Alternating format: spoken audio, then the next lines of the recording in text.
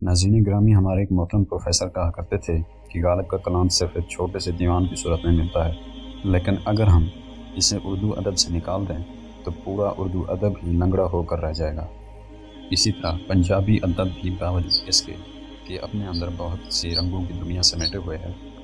जिसमें ख़ास तौर पर सूफियात की शायरी को एक अहम और मुमताज़ मकाम हासिल है। लेकिन अगर इसमें से भी बाबा बुल्ले शाह का कलाम निकाल दिया जाए तो पंजाबी शायरी पर भी एक कारी हमला तस्वुर होगा।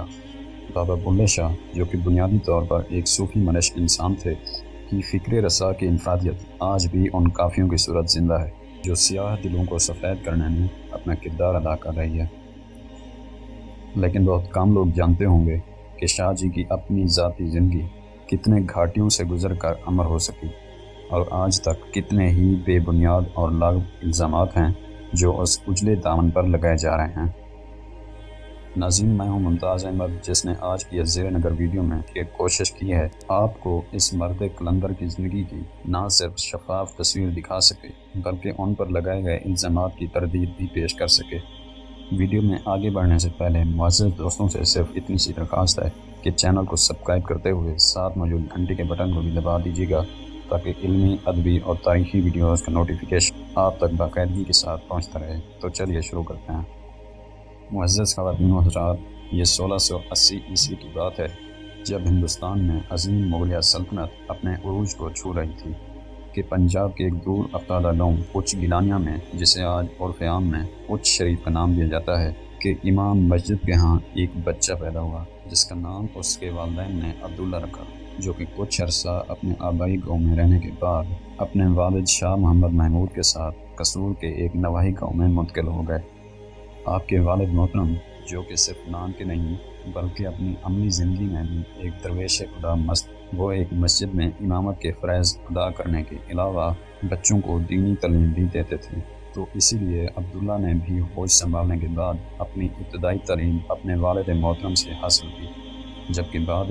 आपने कुरान व हदीस और फ़िक़्ह की तालीम भी हासिल की। अगरचे बाबा बुल्ले शाह के मकाम पैदाइश के बारे में मौरख़ीन में इख्तिलाफ़ मौजूद है, लेकिन हम इस बाबत उनके मुर्शिद कामिल हज़रत शाह इनायत कादरी रहमतुल्लाह अलैह की राय को ज़्यादा मोतबर समझते हैं, जो कि उच्च शरीफ को ही आपकी जन्म भूमि मानते हैं। कहा जाता है कि आपने अपनी ज़िंदगी का कुछ हिस्सा मलिकवाल में भी गुजारा है, लेकिन आप हैरान होंगे कि जिस तरह मोहम्मद अल्लामा इकबाल रहमतुल्लाह अलैह के उस्ताद मोहतरम मौलवी मीर हसन अपने इस होनहार शागिर्द की वजह से तारीख़ में अमर हुए, इसी तरह आपके उस्ताद हाफ़िज़ ग़ुलाम मुर्तज़ा का नाम भी तारीख़ में इसी निस्बत की वजह से अमर हो गया कि आपने अपने वक्त के दो मारूफ सूफिया, जिनमें बाबा बुल्ले शाह के नाम के अलावा पीर वारिस शाह का नाम भी शामिल है, को अपने हल्का इरादत में जगह दी थी। ग़ुलाम मुर्तज़ा अक्सर कहा करते थे कि मैंने दो ऐसे शागिर्दों की तरबियत भी की है, जिनमें से एक बुल्ले शाह ने तालीम हासिल करने के बाद हाथ में सारंगी पकड़ ली, जबकि दूसरे यानी वारिस शाह ने इल्म तसव्वुफ़ के तहत हीर रांझा जैसी शाहकार किताब तख्लीक़ की। नाज़रीन ग्रामी, अगरचे हम इससे कबल बयान कर चुके हैं कि इस अजीम सूफ़ी ने अपने ऐद के नामवर उस्ताद से इल्म की दौलत भी हासिल की,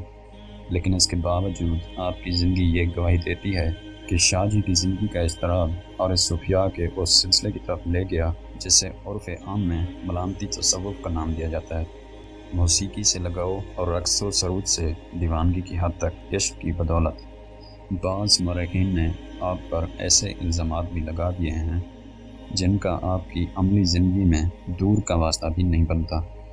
ताहम बाज़ नाआक़बत अंदेश लोगों ने यहाँ तक भी लिखा है कि बाबा बुल्ले शाह ने अपने ज़माने की मारूफ रक़ासाओं से न सिर्फ रक़्स की तालीम हासिल की बल्कि ज़िंदगी का बड़ा हिस्सा मुखल्लिसीन यानी कि हिजड़ों की सोहबत में गुजारा।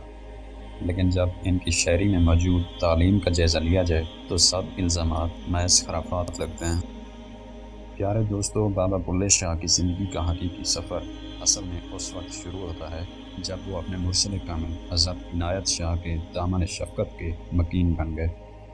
यहाँ एक दिलचस्प वाक़या भी नाज़रीन के लिए दिलचस्प होगा कि हज़रत इनायत का ताल्लुक़ एक अराइन ख़ानदान से था, जबकि बाबा बुल्ले शाह सैयदज़ादे थे। इसलिए लोगों ने पीर व मुर्शिद के इस रिश्ते को खूब तनकीद का निशाना बनाया। اور کہا کہ ایک سید زادہ آرئیں کے قدموں میں جا کر بیٹھ گیا ہے،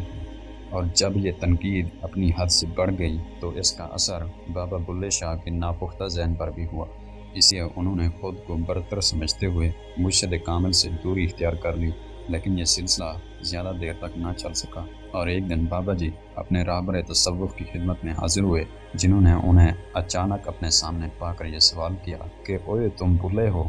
جس پر بابا بلے شاہ نے ندامت کا اظہار کرتے ہوئے عرض کیا، نہیں، میں بھولا نہیں بلکہ بھولا ہوں، یعنی کہ وہ مسافر جو اپنا راستہ بھول گیا تھا۔ جس میں کمال شفقت کے ساتھ بابا بلے شاہ کو ایک بار پھر گلے سے لگا لیا، بلکہ کا یہ مصرع بھی جو کہ مرشد کو منانے کے موقع پر کہا گیا، لافانی ہو گیا، یعنی کنجری بنیا میری عزت نہیں گھٹ دی، مینوں نچ کے یار مناون دے۔ معزز ناظرین، یہ وہ زمانہ تھا جب ہندوستان کے طول و عرض میں اورنگزیب عالمگیر کا سکہ چل رہا تھا،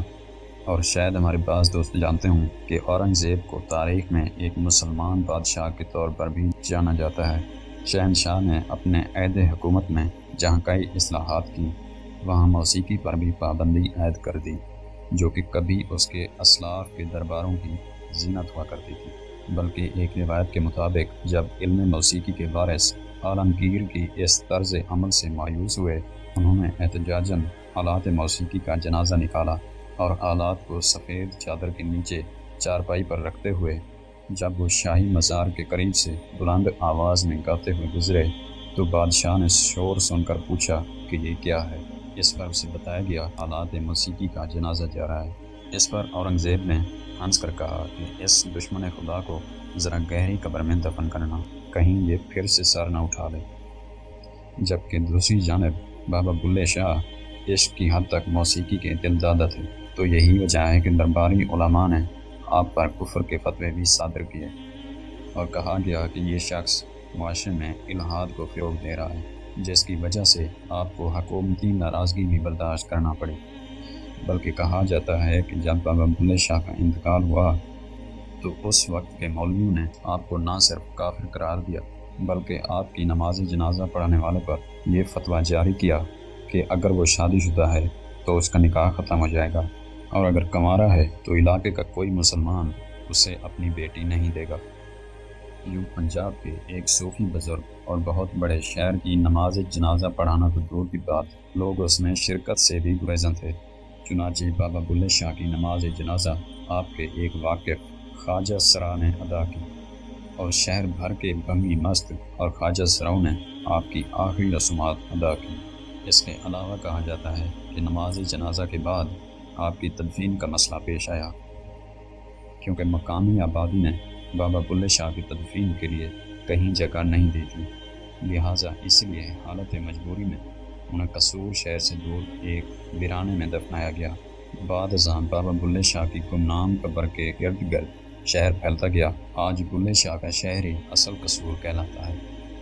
دوستو، اس دور کے چودھری اور مذہبی طبقے کا آج کی تاریخ میں کوئی نام و نشان نہیں ملتا۔ البتہ سینکڑوں سال گزر جانے کے باوجود بلے شاہ کی نہ صرف شاعری سنائی جاتی ہے، بلکہ وقت گزرنے کے ساتھ ساتھ ان کی شہرت میں مزید اضافہ ہوتا جا رہا ہے۔ آپ کے انتقال کے بارے میں اگرچہ تاریخی وفات کے حوالے سے اختلافات موجود ہیں، مگر اس بات پر اتفاق ہے کہ بابا بلے شاہ 1750 میں اس جہان فانی سے کوچ کر گئے، اور آپ کا مزار آج بھی قصور شہر میں ان آلات موسیقی کے ساتھ مرجع خاص و عام ہے جو کہ کبھی آپ کی زیر استعمال رہا کرتے تھے۔ جبکہ آپ کا وہ پنجابی کلام جو کہ قافیوں کی صورت میں مختلف قوالیوں کا حصہ ہے کا اگر مطالعہ کیا جائے تو اندازہ ہوتا ہے کہ یہ درویش خدا مست مخلوق خدا کو زندگی بھر اس عشق کی طرف بلاتا رہا جو اس کو نہ صرف عرفان ذات بلکہ خدا شناسی کے مراحل سے بھی آگاہ کرتا ہے۔